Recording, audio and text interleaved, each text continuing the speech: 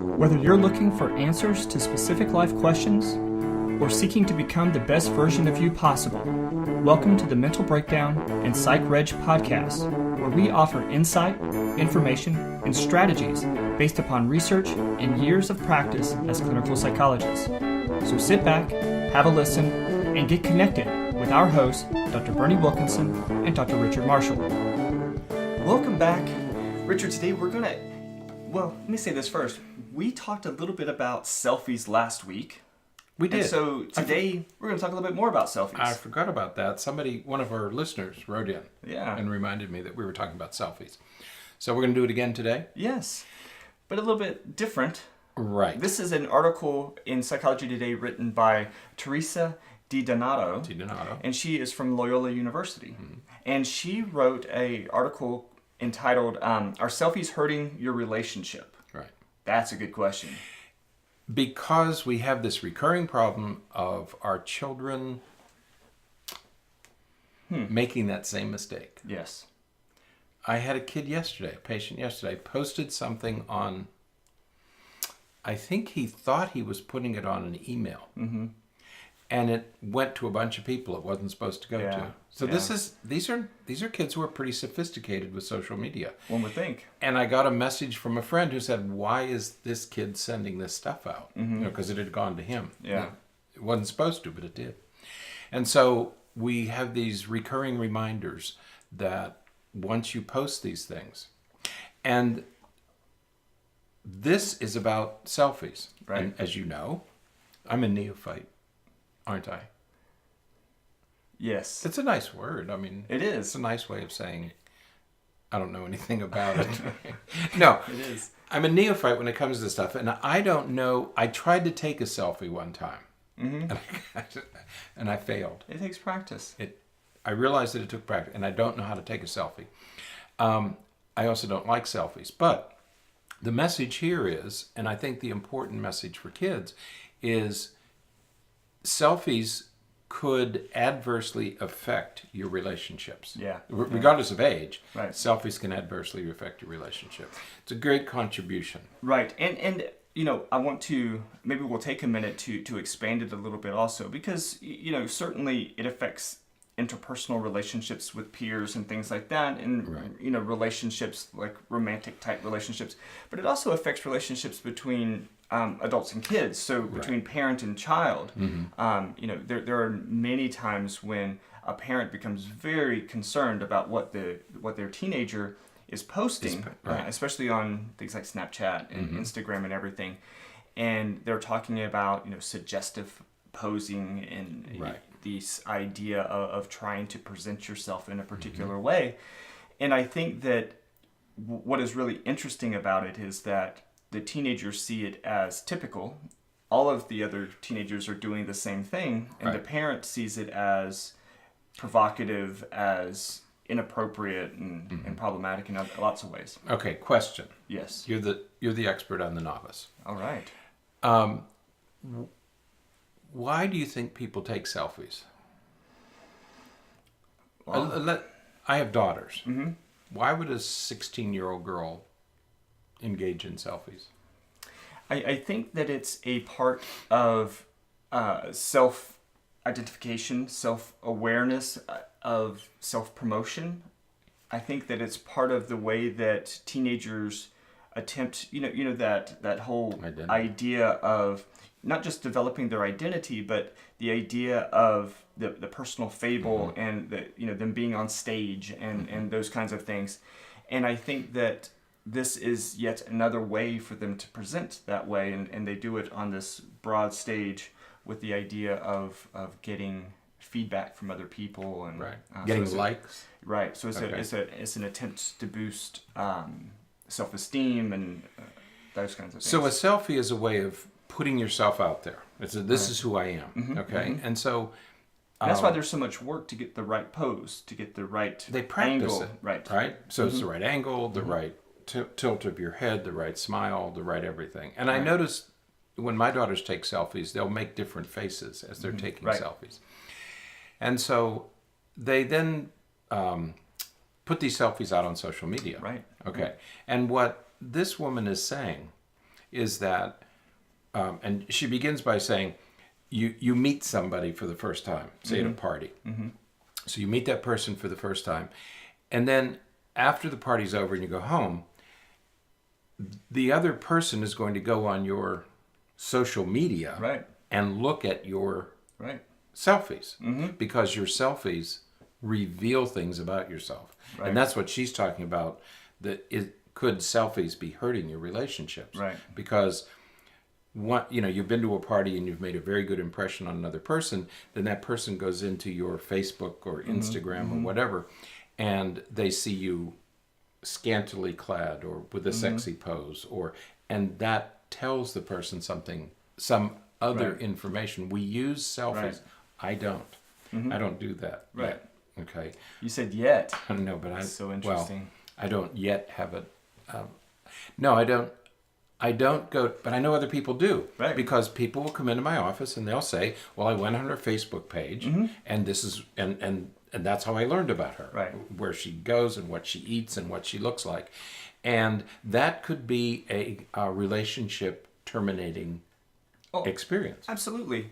One of the, as an employer, one of the first things that I do is that when somebody contacts us for, to see if we have any volunteer positions or any opening positions for anything, the first thing I do is I go to Facebook and Twitter and Instagram and I search for that person's name just to see what's being posted and all. So we have to assume that other people are doing that. I think that a lot of people colleges. Well, there was an article about 3 weeks ago that 3 or 4 students who had been admitted to Harvard had their admissions rescinded because of something that was posted on Facebook. The university withdrew their acceptance. Yeah, I think that it's important. I think it's important to do that because not necessarily to rescind your admission. It's important that employers do that, or I think I phrased that wrong. I think it's important to understand that employers do that. That they're doing that. Because, and the reason that they're doing it, if I'm going to take on someone here at the office to work with us, anytime then that they're out there, if they put on their Facebook page, employed at, and the name of our company is there, and then you see pictures that are inappropriate, if you see posts, with all kinds of inappropriate things on there, then that then reflects potentially on us as a business, and so then that creates other issues. So that's why a university would do it, is they would say, do we want this person associated with our institution? Absolutely. Okay. Absolutely.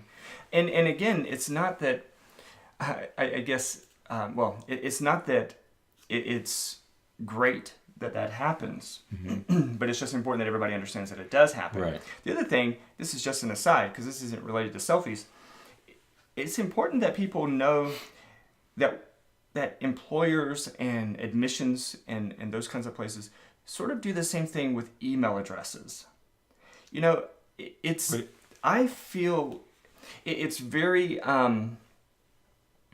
concerning when I receive an inquiry about a position or something like that, and the email address is like, Foxy Lady at it's 69.com. Right. It's like, okay, why, I see. That's a very odd email address. And so again, that gives you a hint. Right. It gives you a hint about their personality. Right. Okay. Right. And what she says in this article is that if you take a sexy pose, if you're putting out a sexy pose, the assumption is that there's a little bit of narcissism. Right. Okay, that's what. And she says that, and so she has 3 or 4 hints that she thinks are pretty general assumptions that people make based on pose and type of picture you're taking. Right. So you take a sexy selfie, that equates to narcissism. So I'm going to make these, this is a narcissist, so maybe I don't want to get involved with her. Right. Right. Yeah, they certainly they certainly do put out those kinds of perspectives. I remember reading, it was on a show, and the person was saying, oh no, I'm not I'm not full of myself. I'm not narcissistic. My profile picture is of somebody else. You know, they're trying to. So they're saying that even on their profile picture, they don't have a picture of themselves. It's a picture of their kid or, you know, something else. And what does that tell you? So it's saying that, you know, it's an attempt, I suppose, at times to say that I'm not so full of myself that I have to have my face on everything. Oh, okay. I'm able to, you know, have other people, you know, other things demonstrate me. Again, I don't do a lot of this, but when you read an article or a news article, and then there are comments underneath, every once in a while I make the mistake of reading people's comments. And it's interesting to see the names of people and the pictures or the objects that they use as identifiers. And you do... Yeah, those avatars are interesting sometimes. Right. Avatars. I think of that the other day. I was watching a movie. Avatar. It was a great movie. But an avatar is a thing. An avatar is An avatar is something that represents someone else. Right. We were watching a movie the other night, and the character looked like an avatar, not a real person. And we didn't know why we didn't know why they were doing that. Anyway, it was obviously an avatar, but we don't know why. I was going to say something, but you lost it? No, here's what it is. So we make assumptions, and one of the things that she said is men take these she called them mirror selfies of themselves with bare chest. Wiener, the congressman. Oh, yeah. He was doing a lot of that. And she said that those get a very unfavorable rating from women when men send those pictures of themselves. That gets an unfavorable response. Right. You know? So, again, we need to be really, really careful. The other thing that she said is that a close-up means low self-esteem. Oh, see?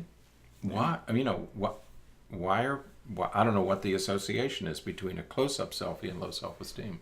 Here's my idea. My thoughts about it. I thought you might weigh in on this. I think that the close-up is because everyone knows that we take, you know, when we're doing selfies, we take multiple so that we get the right one. And so it's low self-esteem because the one that you pick is one that's so cropped that there's something that you're leaving out. You know, you're omitting certain attributes that you are not as confident about. So everyone knows that most selfies are there to present what you feel is your best attribute. Sure. So if it's such a close-up that it's cropping out a significant portion all of that you, other information, then it's saying, you know, what's that all about? Why are you doing that? Yeah.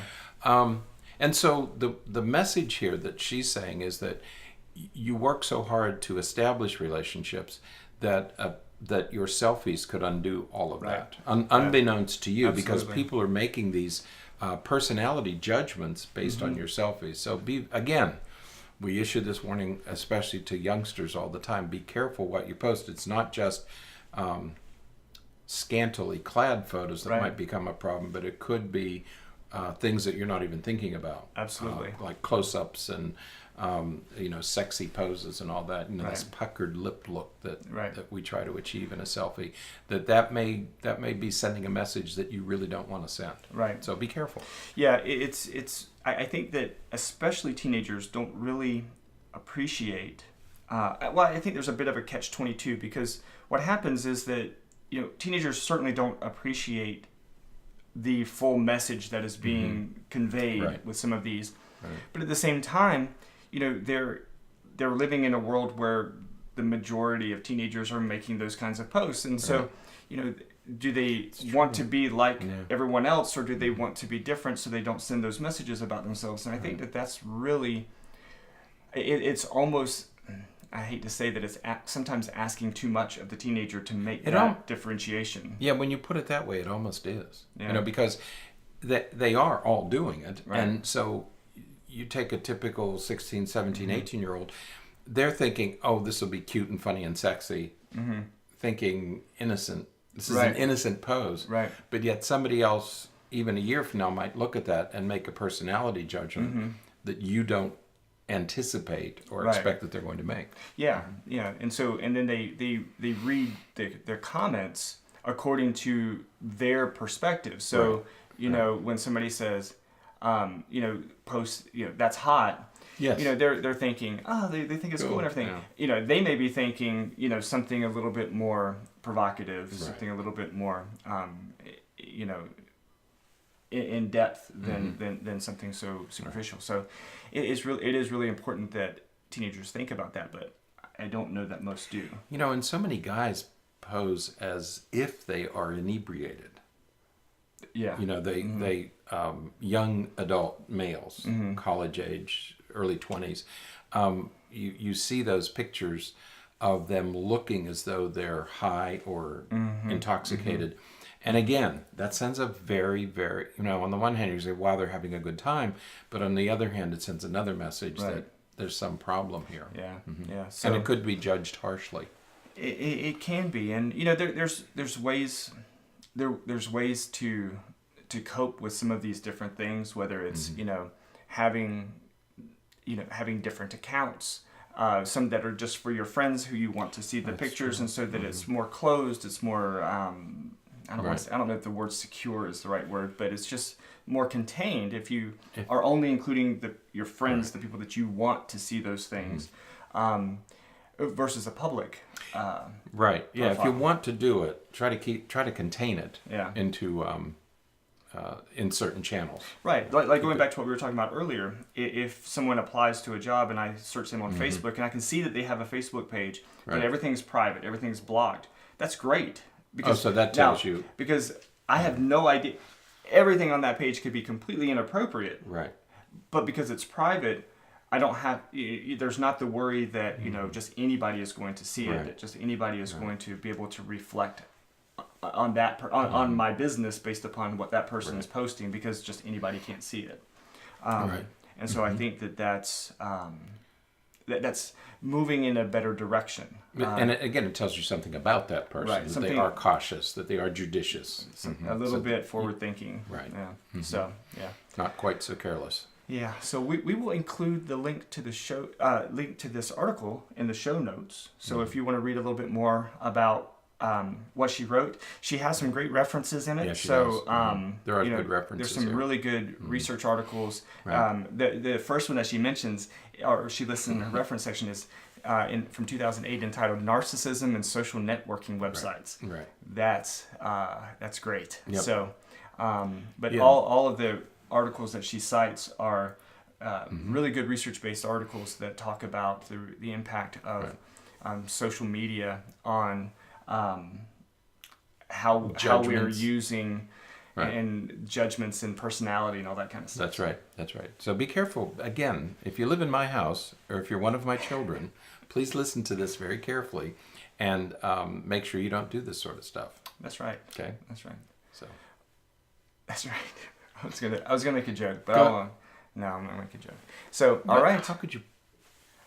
Look, self-control. It's early in the morning, so I have good self-control. You have a lot of self-control now. Yeah. If this was if we were 12 hours from now, you'd let it rip. Oh. Okay. It's like dessert. We would probably have to edit the podcast a little bit. Edit it again. That's right. Right. So, all right. That is it for today. So much for selfies. Selfies part 2. That's right. But there'll be more. We're going to do more. I'm sure we'll talk more about it. So, Okay. all right. So that's it for today. You guys have a great day and stay happy, stay healthy, and forget to be afraid.